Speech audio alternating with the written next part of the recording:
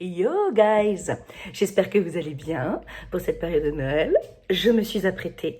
Alors à savoir que avec mes collègues, on fait le contest du pull le plus moche. Est-ce que je vais gagner? J'espère avoir une chance quand même avec ces magnifiques boules 3D. J'espère avoir une chance, mais apparemment il y a de la concurrence avec eux, donc on verra. Je pense quand même qu'il est quand même vraiment dégueulasse. Il est quand même vraiment bien dégueulasse. Mais apparemment, je ne suis pas la seule à avoir un pull moche, donc on verra. Vous remarquerez également que le copain, il s'est rapproché. Voilà, il fait son entrée. On fait l'effort, on construit le décor petit à petit. Hein, c'est merveilleux. Alors, les livres que je vais vous présenter n'ont aucun rapport avec Noël et avec la situation qui se passe présentement. C'est juste que je ne lis pas de romances de Noël, je n'ai jamais lu des livres à thème pendant les thèmes. C'est-à-dire que moi qui adore les histoires de sorcières, je peux autant les lire au mois de février qu'au mois de juillet. J'attends pas spécifiquement le Pumpkin Autumn Challenge pour lire des histoires de sorcières. Pareil pour les thrillers, pareil pour... j'ai jamais lu de romances de Noël. Je sais bien, il ne faut jamais dire « Fontaine, je ne boirai pas de ton eau ». I know. Mais voilà, c'est pas, pour l'instant, c'est pas mon kiff. Et voilà, je vais pas lire des romances de Noël parce qu'il faut lire des romances de Noël. Et c'est pas parce que c'est Noël que je ne fais pas des lectures qui sont difficiles. Et c'est le cas aujourd'hui. Donc n'y voyez aucune provocation entre la lecture que je vais vous présenter et l'accoutrement. C'est un déguisement. Mais c'est parce que ça s'y prête. Parce que c'est Noël aussi. Allez comprendre. Le premier livre que je voulais vous présenter est donc Aucun de nous ne reviendra de Charlotte Delbo, qui est le premier tome d'une trilogie qui s'appelle Auschwitz et après. Donc, quand je vous disais que c'était une lecture assez lourde, voilà. Donc il s'agit d'un récit autobiographique assez court, hein, il fait à peine 182 pages, et c'est le témoignage de la résistante Charlotte Delbo, qui s'est fait déporter dans le camp d'Auschwitz-Birkenau et qui y restera à peu près une vingtaine de mois. Il se trouve qu'elle a écrit ce témoignage 4-5 mois après sa libération, mais qu'il ne sera publié qu'une vingtaine d'années plus tard, dans les années 1970. Donc il a fallu du temps pour qu'elle ait le courage de le publier parce qu'elle pensait que ça n'intéresserait personne en fait. Alors que, si... C'est très intéressant, comme tous les témoignages des survivants de cette époque de toute façon. Il ne s'agit pas d'un récit chronologique du tout, mais des sortes de flashs, des souvenirs qui ressurgissent et qu'elle nous livre tels quels. C'est un témoignage de faits et de sensations, de ressentis. Et il y a un antagonisme profond, je trouve, entre le ton presque poétique qui est employé par l'autrice pour décrire les faits glaçants qu'ont pu... vivre les déportés du camp des femmes, parce que c'était un camp de femmes, même si elles croisaient des hommes de temps en temps, mais du camp d'Auschwitz-Birkenau. Alors on a tous étudié cette période de l'histoire, que ce soit au collège ou au lycée, et on sait tous ce qui s'est passé, et ça n'en rend pas moins ce qui s'est passé inacceptable, inadmissible. Et on se demande comment ça a pu avoir lieu, cette folie, cette horreur, parce que par le fait d'un seul homme. Alors attention, on remet bien les choses en contexte, tous les Allemands n'étaient pas nazis. Il y en avait une sacrée bonne pelletée quand même pour faire toutes les horreurs qu'ils ont faites, mais il faut remettre vraiment les choses dans le contexte.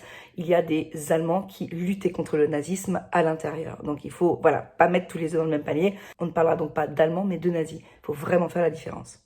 Ce récit est la narration d'un cauchemar réveillé où se mêlent sadisme, tyrannie, souffrance et déshumanisation.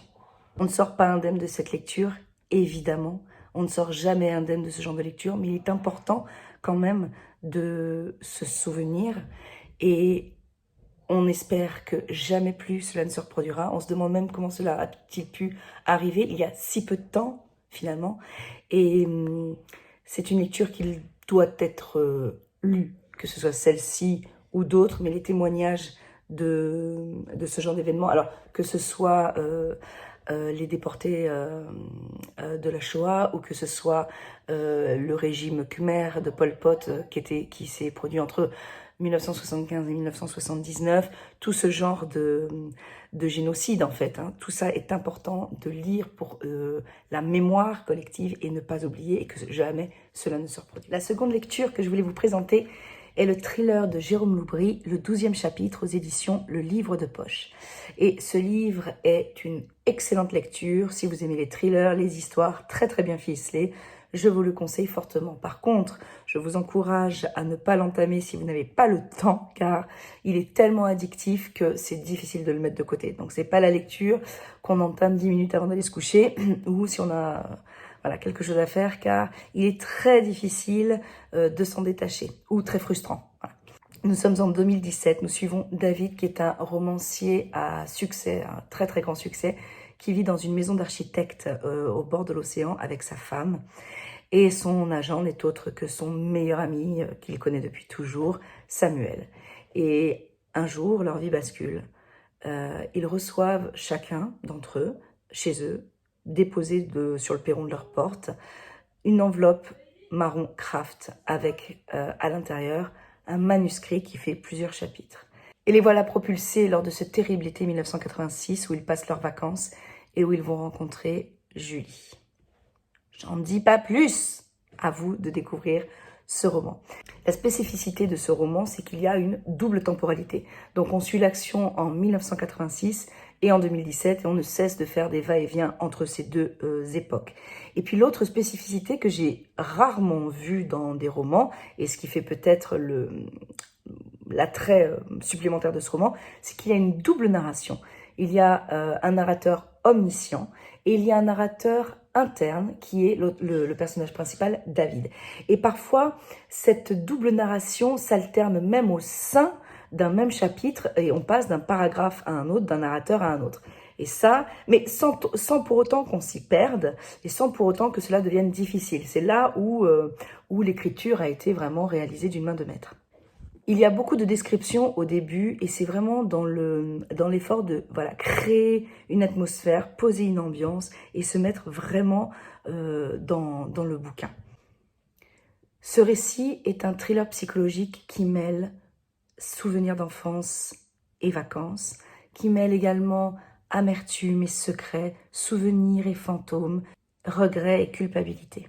J'ai pris un immense plaisir à me plonger dans cette lecture avec une construction habile, fine, haletante. Le suspense monte, page à page, et l'angoisse se distille peu à peu tout au fil du roman. Et on a vraiment envie de savoir, mais qu'est-ce qui s'est donc passé lors de cet été 1986 ? C'est une intrigue très habilement menée, terriblement efficace, servie par une écriture fluide, habile, claire. Et comme je l'ai dit tout à l'heure, on ne se perd jamais dans ce récit, malgré une double narration qui parfois pourrait nous perdre et qui finalement pas du tout. Je vous conseille grandement ce bouquin si ce n'est déjà fait, Jérôme Loubry. C'est mon premier Jérôme Loubry et je sais qu'il en a fait d'autres et qui sont vraiment très très excellent. Donc le prochain, son premier roman s'appelait Les Chiens de Détroit, si je ne m'amuse. Et du coup, je pense que ce sera mon prochain Jérôme Loubry, à savoir qu'il a fait aussi Les Refuges, qui est sorti récemment, et un autre aussi qui est dans ma wishlist. Donc voilà, je vous le conseille fortement. Enfin, les dernières lectures que je vais vous présenter, une fois n'est pas coutume, sont des romans graphiques. Lock and Key de Joe Hill et illustré par Gabriel Rodriguez, qui m'ont été prêtés par un collègue. Donc il m'a prêté le tome 1 et le tome 2 que j'ai dévoré hier. Et donc il existe 6 tomes et je compte bien me les procurer parce que franchement c'est d'excellentes lectures. Alors il faut vraiment aimer les romans graphiques et attention à ne pas mettre entre toutes les mains puisque c'est un roman très sombre, très sanglant, c'est un roman graphique d'horreur. Hein. À ne pas oublier que Joe Hill, donc, qui est l'auteur, le scénariste de cette saga, Lock and Key, est le fils de Stephen King, donc il a été à la bonne école, et donc c'est pas une BD, c'est pas Astérix, hein, c'est vraiment un roman graphique horrifique. Donc voilà, faire très très attention. C'est d'ailleurs marqué 16 ans et plus, et franchement, pas en deçà, quoi. On suit donc une fratrie de 3 enfants. Tyler, qui est l'aîné, qui a 16-17 ans. Kinsey, la cadette, et Bod, le petit dernier, qui a 6 ans. À la suite du meurtre de leur père par un adolescent déséquilibré, Sam Lesser, qui était ami avec Tyler, ils décident donc de déménager avec leur mère chez leur oncle paternel qui habite à la Nouvelle-Orléans sur l'île de Lovecraft, d'où le titre du premier tome, Bienvenue à Lovecraft.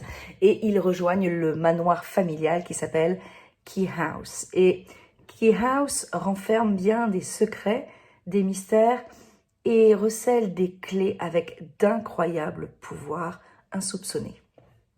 Le petit problème, c'est que ce ne sont pas les seuls à connaître l'existence de ces clés et de leurs pouvoirs, et que cela va causer des petits soucis de problème à toute la famille. Ce roman graphique mêle avec brio, violence, horreur, surnaturel.